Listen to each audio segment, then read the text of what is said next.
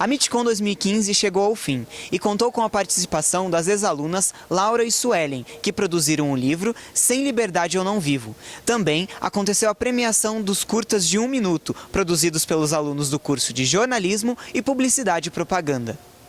Bom, o livro ele é Sem Liberdade Eu Não Vivo, Mulheres que Não Se Calaram na Ditadura. Ele, o professor deu uma introdução de como a gente mostra a história de 9 mulheres que lutaram aqui no Paraná. Elas são do Paraná, mas foram para diversas partes aí do país e até fora do país para lutar pela democracia. As jornalistas contaram aos alunos como foi o processo de produção do livro. A gente teve bastante dificuldade no começo da pesquisa para trazer isso aqui para o Paraná, porque são pouquíssimos autores que têm esse tipo de estudo focado no Paraná. E a gente começou com a Teresa Urban, que era bastante conhecida já na época pela militância da ditadura militar. E ela mesma falou pra gente: eu acho que isso já foi feito. Acho que isso não é tão interessante. Por que vocês não mostram de onde essa pessoa saiu, por que ela fez isso, por que ela se envolveu desse jeito e o que isso transformou na vida dela, né? Com o livro, elas conquistaram prêmios no Expocom e Sangue Novo, além da entrega do material em mãos à presidente Dilma Rousseff. No começo a gente, por ser um TCC, tirou tudo, né, do bolso, tanto gasolina, e a gente foi para cima e para baixo, para fazer o livro, para imprimir o livro para a banca. E para imprimir o livro, editar o livro, a gente gastou, nós duas, cerca de R$17 mil, mais ou menos, foi o investimento inicial que a gente teve. Nesse processo de publicação, o livro foi editado mais ou menos, ele teve mais 7 etapas assim, de edição depois.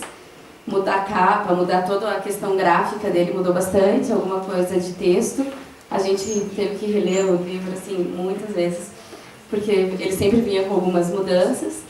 E daí o lançamento foi dia 3 de outubro de 2013, lá na Livraria Cultura. Professor Emerson contou como foi o processo de orientação na produção do livro. Minha parte é ali tentar orientar, evitar que haja algum problema, que elas acabem se propondo a fazer coisas muito grandes que daí não conseguiriam, né? Foi uma coisa que elas comentaram, inclusive.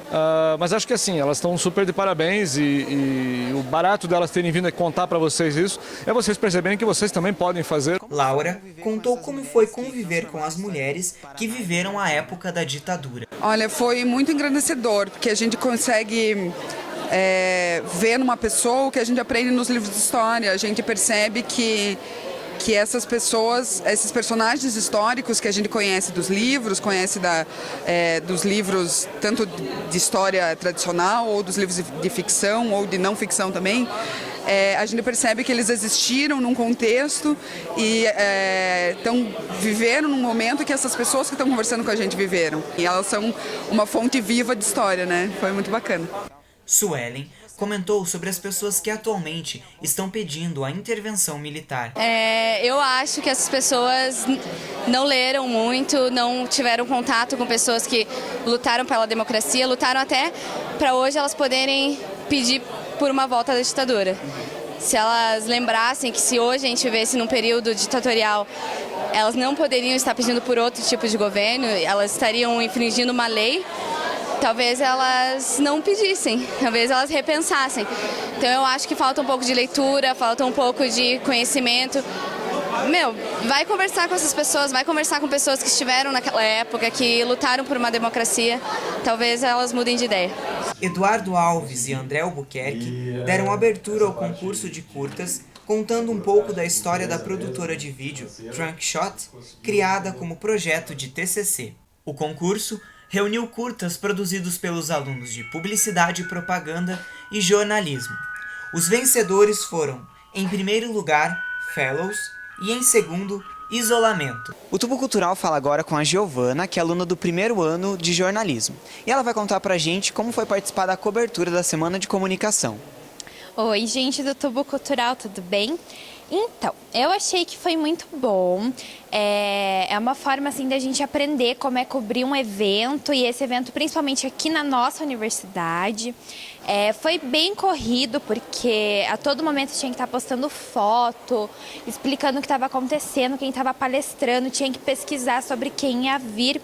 Mas eu achei assim maravilhoso. Bom, a parte que eu mais gostei, que eu achei mais interessante, é que eles trouxeram pessoas que já se formaram aqui na universidade, no nosso curso, e como elas estão hoje, que elas estão bem-sucedidas com as suas empresas, e eu acho que isso serve como incentivo para a gente, que nos nossos momentos de dificuldade a gente persistir no curso e não desistir. Professor, qual foi o balanço da Semana de Comunicação, tanto para os alunos quanto para os professores?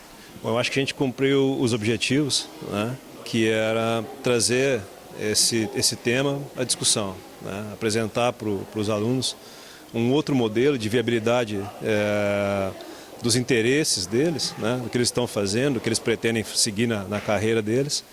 E eu acho que, tanto para os professores quanto para os alunos, eu acho que foi um saldo positivo. O Tubo Cultural fala agora com o aluno Murilo, que é do 2º ano de jornalismo e que foi responsável pela MITCOM. Murilo, conta pra gente como foi realizar toda essa semana aí. Foi bem legal, foi trabalhoso, árduo, porque eu recebi esse trabalho há um mês atrás, mais ou menos. Aí me falaram, Murilo, você tem que fazer. Eu falei, tudo bem. Mas assim, foi difícil porque a gente tem que achar convidado, achar algo que agrade os alunos, encaixar no tema empreendedorismo, foi trabalhoso. Essa semana que aconteceu foi muito mais ainda, a gente ficou o dia inteiro na universidade. Mas foi legal porque eu vejo que as pessoas gostaram, desde o primeiro dia todo mundo elogiou bastante. E a gente tentou trazer o melhor para os alunos, tanto de jornalismo quanto de publicidade. Enfim, foi difícil, mas ao mesmo tempo é bem legal e gratificante trabalhar. O Tubo Cultural fica por aqui e agradece mais uma vez a sua participação pelas redes sociais. Até ano que vem!